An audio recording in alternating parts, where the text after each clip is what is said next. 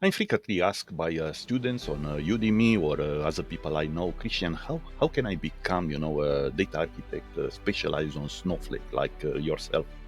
Well, guys, I created basically this course with this in mind. Yeah, I wanted to share, from my experience, I specialize on Snowflake specifically and on cloud architectures for the past 6, 7 years or so.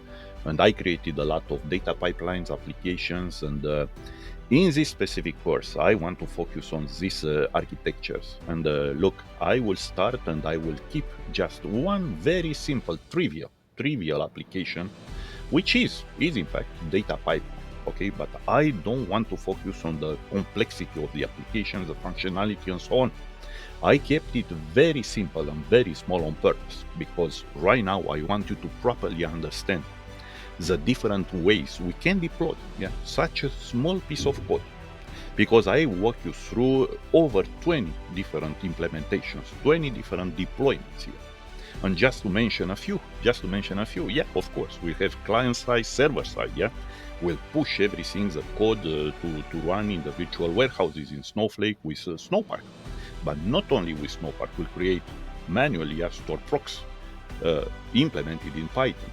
Then we'll move to Streamlit and we'll start with Streamlit local web applications. Yeah, we'll publish this in the Streamlit cloud, but then we'll push this in Streamlit in Snowflake.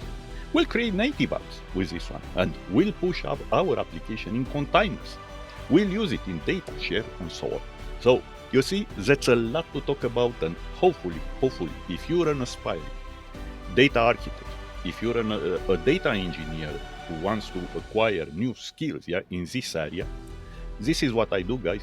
Frequently, I consult with people, and I can tell you, yeah, this is a good financial opportunity, still a good financial opportunity in this domain.